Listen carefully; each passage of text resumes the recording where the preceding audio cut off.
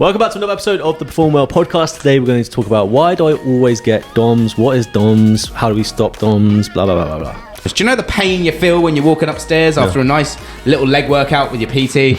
That's what that is. And it's normally when we get a text saying, my legs are really sore, I hate you. Eccentric load is what leads to most of our DOMS. Static stretching does impact weightlifting performance slightly if you do it prior to doing your heavy lifts. Yeah. Welcome back to the Perform Well podcast. This is the podcast for you if you're looking for performance and wellness optimization so that you can not only smash your career, but also have a better life, better relationships, and better health. We believe that performance and wellness are yin and yang and work together.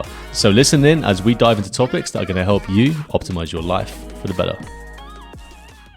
Welcome back to another episode of the Perform Well podcast. Today we're going to talk about why do I always get DOMS, what is DOMS, how do we stop DOMS, blah, blah, blah, blah, blah. So what are DOMS? Delayed onset muscle soreness. Do you know the pain you feel when you're walking upstairs after a nice little leg workout with your PT?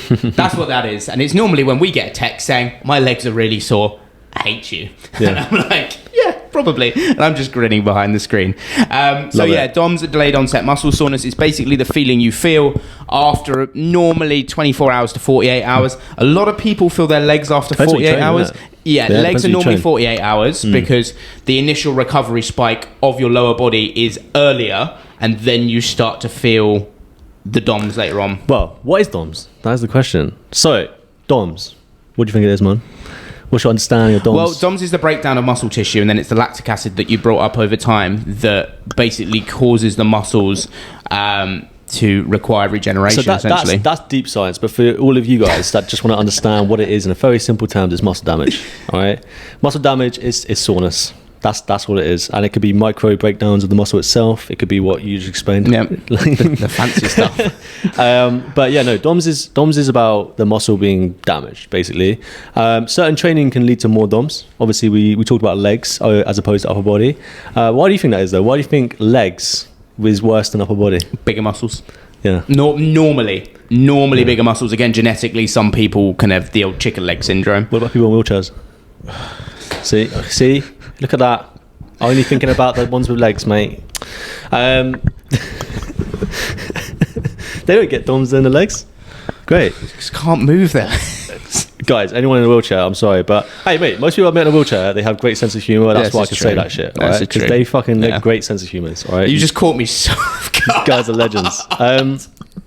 So it's interesting because more muscle mass. You can lift more weight. You can lift more loads. You can do more damage. It causes more DOMS, and it takes longer for your body to recover. But you know what's interesting about DOMS, right? Is that you don't always get DOMS from exercise. Like sometimes you can actually train an exercise and not get any DOMS whatsoever. And do you know what one exercise that can do that? Go on. Sled push. Really? Why is that? So you don't get any DOMS from sled push whatsoever. Is it because it's such a whole body movement that you're recruiting such low percentages of each muscle? It's quite interesting. Like, okay, so obviously if you do like hundreds of rounds or like lots of weight, you might feel sore, but it's not the same level. It's not DOMS that you would experience like, say you do deadlifts and you got the hamstring DOMS like next day. It's not like that. Eccentric load is what leads to most of our DOMS. That's when muscle damage occurs the most because as it's lengthening it, the myosin and actin filaments will snap, causing muscle damage. Concentric movements don't have the same level of snappage and damage of the muscle. So sled push is concentric action. You're pushing. There is no eccentric like movement in most of the muscles in the body. Another example would be doing deadlifts where you're lifting up the bar, but then you're dropping it. No eccentric load, less DOMS. And it's true. I've done it myself. I've done sled push, done deadlifts. When I go slow on the way down, DOMS. If I just go down with the weight and not allow it to like go slow, no DOMS next day. And you get that concentric strength without the damage. Now, it's not always the best thing, but however, I was going to say when we're looking at muscle building, you need the eccentric stretch. So that's the trade-off. That's the trade-off with it. Like you will not have DOMS, but you will not have eccentrically stretched the muscle, and you need to have an eccentric and a concentric if you're looking at building muscle and strength. There is concentric training. There is, I haven't tried it myself, but I've seen a lot of people preach about it in the past. For example, if you're having a deload week, one way that you could do that and taper that deload week is by doing concentric training. I'd let someone take it through. For example, if you're doing concentric loading of a squat, it's pretty much impossible, really, unless you start. Yeah. But you can start from the bottom and drive up. You might be able to do it on a Smith machine, maybe, because you can sort of go down. The weight can hit the bottom, but then it'll make a massive noise and you'll be pissed off by it. But then you could do it that way. Yeah, because concentric loading. So you can. There are ways to do it. Like bicep curls.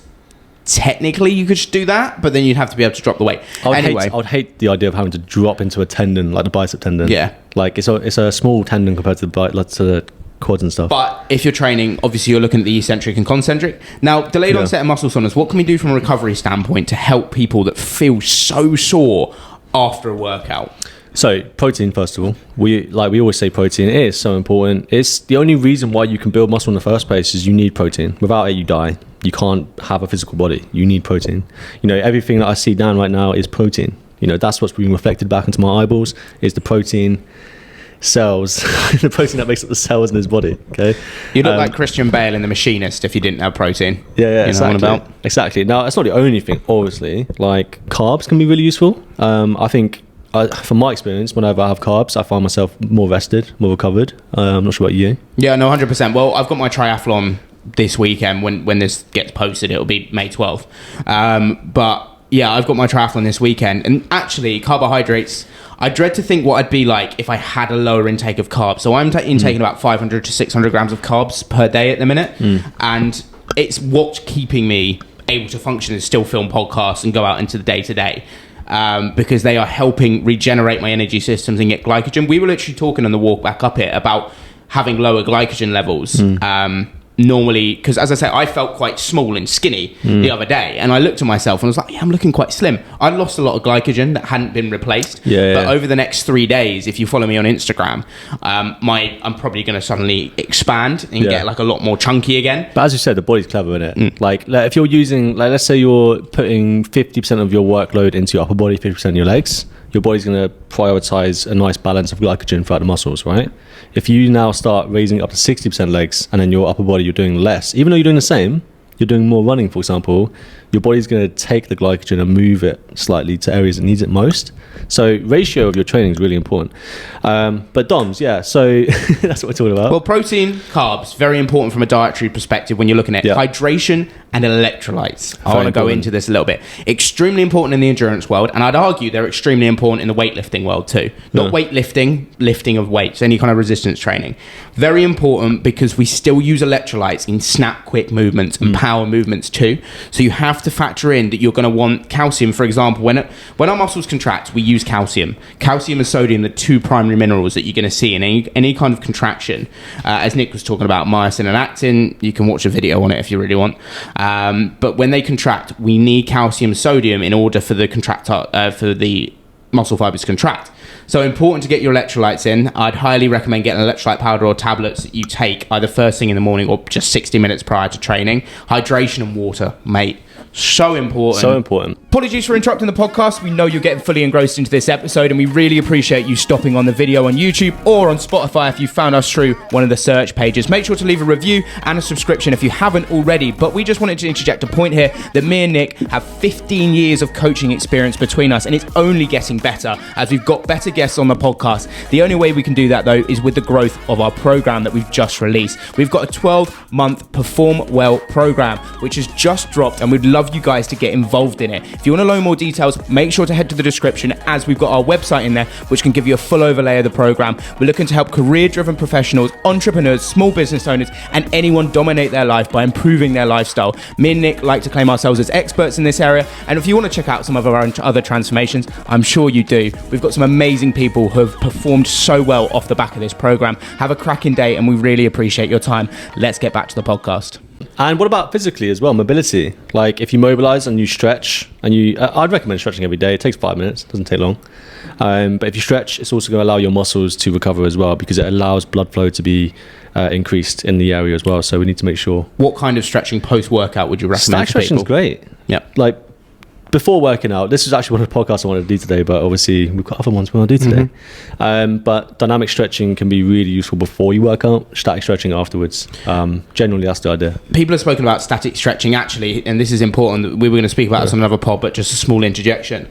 Static stretching does impact weightlifting performance slightly if you do it prior to doing your heavy lifts. Yeah, but it is negligible. But it is negligible. It's not a large amount. It does have a small impact. But dynamic stretching is what you want to do prior to your workout. Static stretching is what you want to do after, because holding a static hold of a flexible muscle is much easier. For example, doing like a standing quad stretch is much easier. The only caveat would be obviously injuries. Like if you've got a certain injury and you need some kind of like rehabilitative exercise or stretch, then obviously that's fine.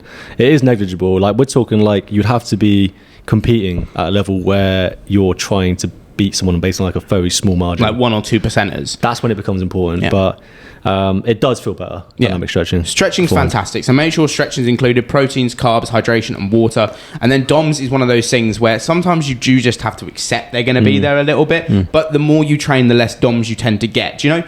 COVID is a great example of this. I don't know how you felt post-training after COVID, but my first week training after COVID, my God, I was sore. Like first week proper training in the gym again. Well, you lucky bugger. I was training hard at home, man. You lucky bugger. I went back in stronger, mate. It was weird. Yeah, I hadn't got the equipment, so anyone on here didn't have the equipment to do it. I went back in and started deadlifting. Do you know what equipment I bought, which was the best thing I could have bought? A weighted vest. Because I could wear it and do stuff with it weighted. I could do push-ups, do pull-ups and stuff like that. I could also take it in one arm and do bicep curls with it, shoulder press with it. It wasn't like the best because it was all over the place. But one piece of equipment, you know, that you could have paid for, weighted vest. They're not expensive either. They're like 20-30 quid if you want to get yourself a weighted vest. Easy to transport around as well. If you had to carry it anywhere, you could just put it on you.